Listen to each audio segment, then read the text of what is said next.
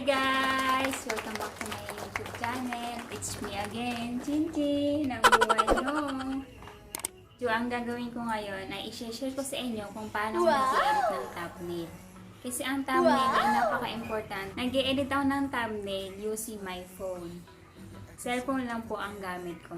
Pero bago ang lahat, isa-shoutout ko muna yung anak ni Cherry My Love at ni kumparing Jay. Si Yan Jason! Thank you, si Yan Jason, at lagi mo pinapanood ang vlog ko kahit walang kwenta-kwenta. Batang-bata pa po si Yan Jason, lagi niya pinapanood ang vlog ko. Sana hindi ka magsawang panoorin ng vlog. So ayun, thank you so much si Yan Jason. So ito na po, para mas maintindihan nyo, share screen ko na lang po para maano ko yung step by step. So guys, nakikita nyo na ang aking screen. Pupunta lang ako sa PixArt. Tapos, pipiliin ako ng una kong gagawin is yung kukunin ko yung picture na i-edit ko. Kunwari ito. Ayan po. Pipindutin ko lang itong cut out para kukunin ko lang kasi yung mismong mukha ko. Ayan, pagka pindot mo po nung cut out, ito maganda dito kasi naka-automatic na siya. Yung gusto mong edit yung person or yung face, automatic na siya. Pindutin mo lang tong person. Yan, ganyan. Diba nakaset na po siya yung mismong mukha. Pero kung halimbawa, binalik ko muna ko, walang person, walang face, walang hair, walang head, walang background. Bawa, pipindutin nyo itong outline. Tapos may size kung gano'ng kaano. Iguhit nyo kung alin yung ikakat nyo. Pero dahil person yung iaano ko, ibalik muna natin. Pindutin ko lang po itong person kasi yung mukha ko yung i-edit. Yan. Kung mapapansin nyo po, napaka-perfect na ng pagkakat ng mukha ko. Pero kung hindi kayo satisfied, pipindutin nyo itong restore para halimbawa, ayun, gusto nyo isama. Tapos na-erase din po siya. Ayun. Pindutin nyo lang po itong save. Ayan na po. Tapos isi-save lang po natin siya para mapunta sa gallery. Tapos balik tayo. At meron pa tayong isang i-edit. Ito. Kakat ko lang din siya. Yan. Wala pong person, face, hair, head, or background. Kaya pipinutin ko yung outline. Tapos guguhitan ko.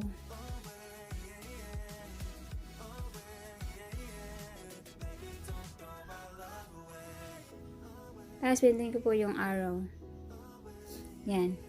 Yan po yung ikakat ko, tapos save. Tapos isi-save ko lang din po siya sa gallery. After ko pa ma-edit ng picture, pupunta lang po tayo sa baba. Pipili po ako ng background, color ng background. Ang usually ginagamit ko is yung red or pink. Pero ang gagamit ngayon is pink. Tapos, pinutin lang po natin tong tools. Then, crop.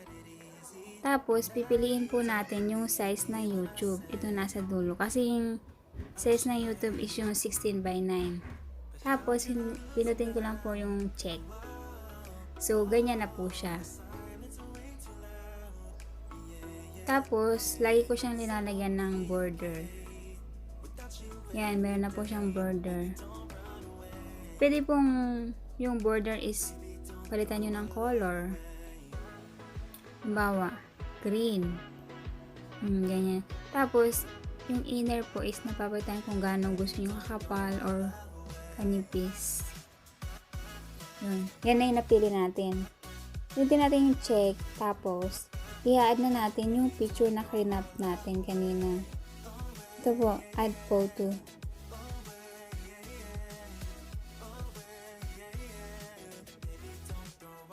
Yan na po, oh. Diba po? Tapos, i-align lang natin siya kung saan natin siya gustong isama. bawa dito, kung saan natin siya gusto ilagay. At na-adjust din po siya kung gaano kalaki. Dito ko siya ilalagay.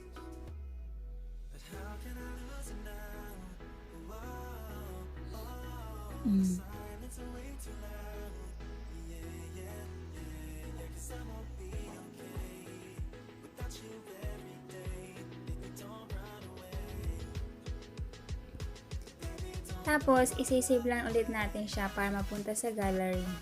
Yan, save na po. Pupunta naman po tayo sa Ponto.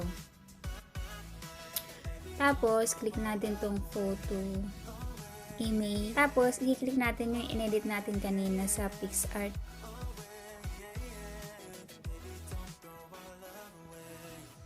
Ito. Tapos, pinutin natin tong pen na add text. Sabihin, lalagyan na natin kung yung anong isusulat nating title. Halimbawa, how I edit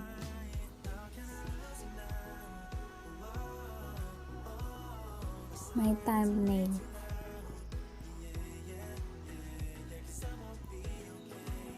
Tapos, pinutin po natin yung font. Ngayon, pipili kayo kung anong design ng pagkasulat. Marami pong pagpipilian kung anong design ang gusto nyo.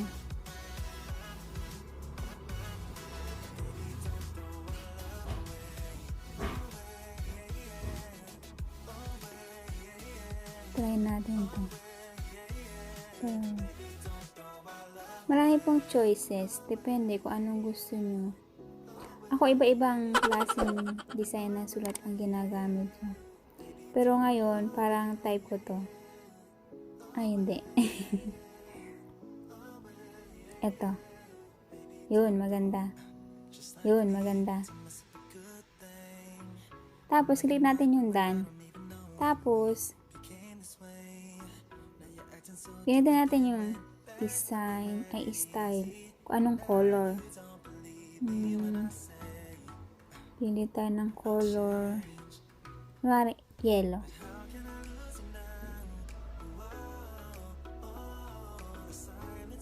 Yellow tayo ngayon. Gusto nyo may shadow.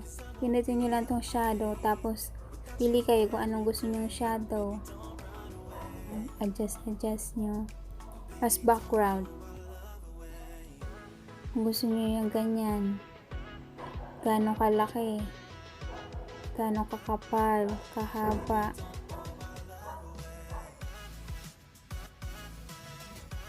May curve. Ganyan. Pero para sa akin, okay na yun. Mayroon pa tayong ilalagay. Sulat ulit tayo ng isa. Using mobile phone. Tapos font. Ibang klaseng design naman ang isa ilagay natin.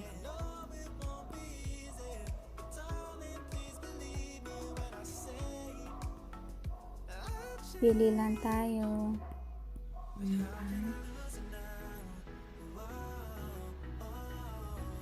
Ayun. Yan na po yung napili ko. Design. Tapos, style. Ito yung green. Yan. Tapos, yung size. Yan. Tapos,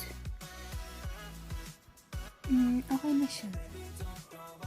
So, ganun lang guys. Okay na yan. Save. So, yun na yun guys. Ganun lang ako mag-edit ng thumbnail. At kung may suggestion kayo at may mali ako, comment nyo lang sa baba para makita ko at gayahin ko din. Thank you for watching. Please like and subscribe to my YouTube channel. And click the notification bell para update kayo sa mga susunod kong vlog. See you on my next vlog. Bye! Nag-i-edit ako ng thumbnail.